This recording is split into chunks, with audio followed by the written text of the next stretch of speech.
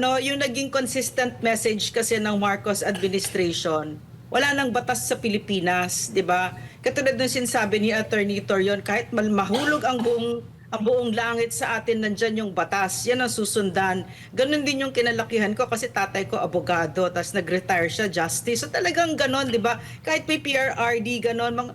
Ito lang yung administrasyon na talagang consistent ang message na sila lang ang batas. May pattern. Kahit na ano pang kalokohan ang gawin nila, lulusutan natin. PRRD has been in The Hague for over 2 months. And that's the Marcos centerpiece. Yan ang alam ng mundo ngayon, yung kahihiyan na ginawa nila kay PRRD.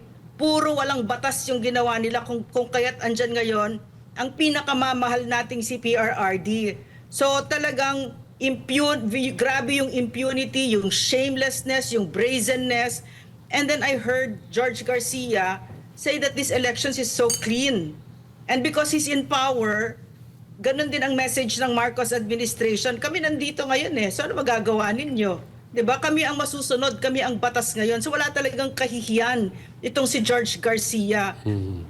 Attorney Torion, yung pag-disenfranchise ng mga OFWs, grabe yun kasi umikot kami sa Japan, kahit sa Hong Kong umikot ako para mag-voter education.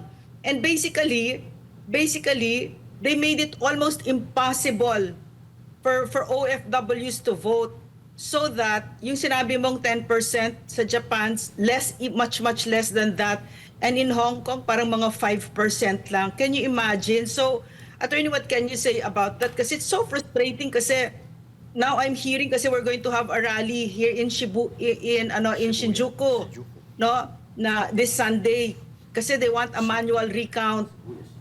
Ang tingin ko kasi gusto ng Marcos administration ni George Garcia, ikikibit balikat na lang natin ito. Pero yun ang hope ko, wag natin papayagan yan kasi it really weakens our democracy kapag those who are in power, ganyan, abusado, arrogante, and like you said, ang dami pala niyang di ba, bina-violate ng mga laws at for the first time, ganyan lang ang nangyari. No? So, Attorney, what can you say about most of all kasi I'm with the OFWs here, so I can hear their frustration and their anger now that they're talking about zero remittance.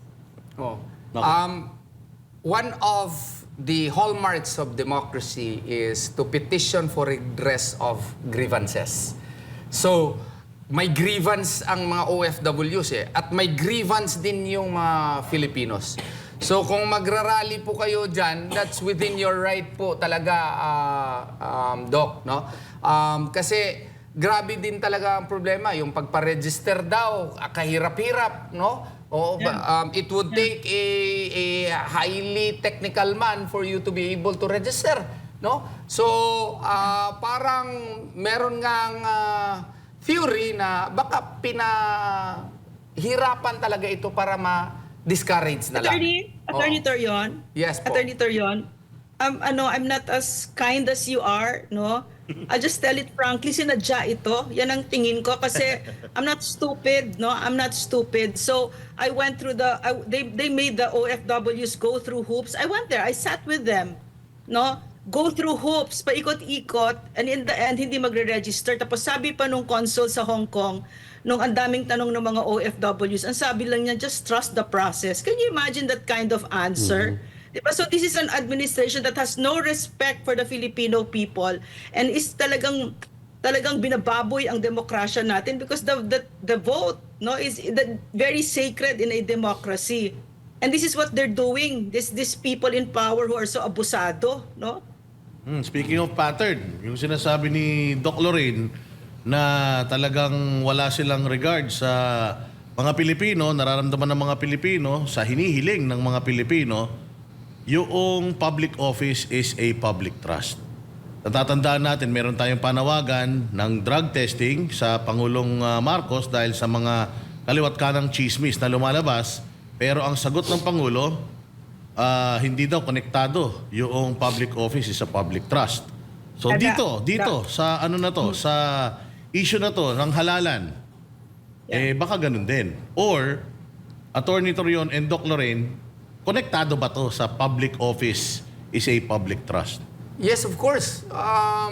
if you are given power or authority, no, to occupy a public office, that is a privilege in itself, no?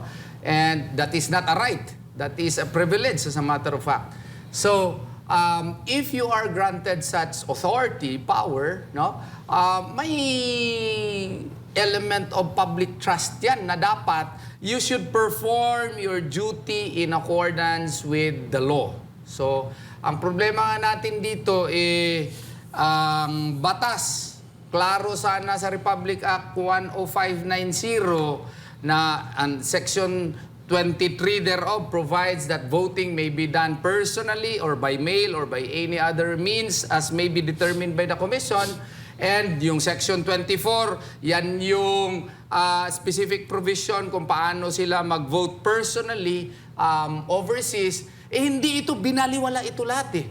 No? That constitutes a violation of your public trust being reposed upon you.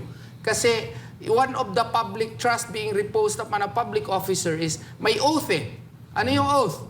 That I will follow and obey the laws of the Republic of the Philippines.